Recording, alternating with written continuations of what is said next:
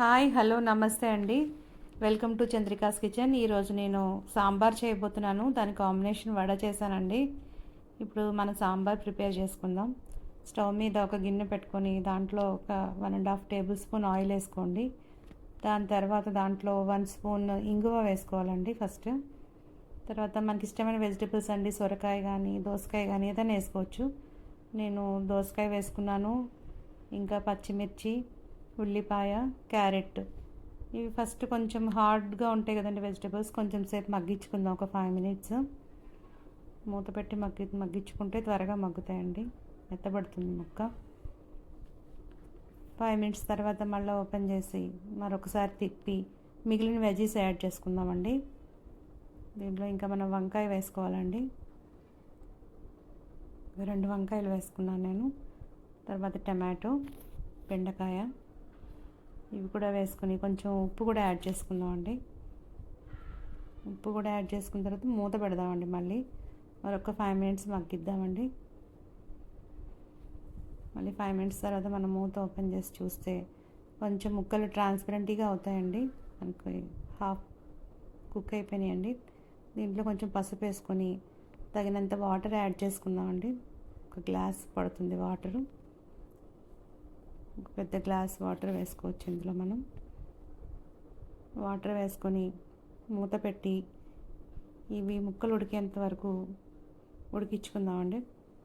మరొక 5 నిమిషాల తర్వాత చూస్తే బాగానే ఉడికినాయండి. ఇప్పుడు దీంట్లో మనం ముందుగా తీసి పెట్టుకున్న చింతపండు రసం వేసుకోవాలండి. మనకి రుచికి తగినంతగా మీకు ఎంత కావాలో అంత వేసుకోవచ్చండి. తర్వాత ముందుగా ఉడకబెట్టుకున్న పప్పునండి, కందిపప్పు ముందే ఉడకబెట్టుకొని రెడీ పెట్టుకోవాలి. దాన్ని కూడా వేసి యాడ్ చేసుకుందాం. ఇందులో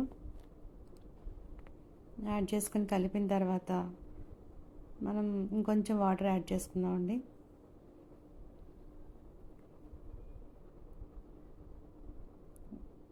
దాంతోపాటుగా మనము సాంబార్ పౌడర్ అండి, నేను ఒక 3 స్పూన్స్ తీసుకున్నానండి. 777 సాంబార్ పౌడర్ వాడుతున్నాను. మీ ఇష్టం, మీరు ఏ కంపెనీదన్నా వేసుకోవచ్చు. దీన్ని కూడా వేసి యాడ్ చేసుకుందామండి. తర్వాత ఇంకొంచెం వాటర్ వేసుకోవాలండి. ఒక 5 నిమిషాలు ఉడికిన తర్వాత మనం కొంచెం బెల్లం అండి అది వేసుకున్న తర్వాత ఇలా ఒక కరివేపాకు ఆకులతో పాటు వేసుకుంటే ఇది మరిగిన తర్వాత మళ్ళీ దాన్ని మనం తీసేసుకోవచ్చండి. అది చాలా బాగుంటుంది కాడలతోటి ఆ టేస్ట్. ఇంకొంచెం మనం కొత్తిమీర కూడా వేసుకొని ఉప్పు కూడా యాడ్ చేసుకొని పక్కన పెట్టేసుకోవాలండి. తర్వాత దీన్ని తాలింపు వేసుకుందామండి. కడాయి పెట్టుకుని దాంట్లో ఆవాలు వేసుకోవాలి ఫస్ట్. అది చిటిపెట్లు ఆడిన తర్వాత వెల్లుల్లి, జీలకర్ర వేసుకోవాలండి. తర్వాత ఎండుమిర్చి, కరివేపాకు కూడా యాడ్ చేసుకోవాలండి. యాడ్ చేసుకుని బాగా ఫ్రై అయిన తర్వాత ఈ మరిగించుకున్న సాంబార్లో వేసేసుకోవాలండి.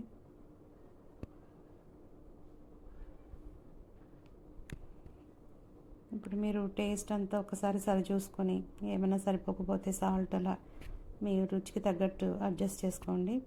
తర్వాత ఒక బౌల్లోకి సాంబార్ తీసుకుని నేను వడ చేశాను అన్నాను కదండి, వడలతో పాటు ఇవి సర్వ్ చేద్దామండి.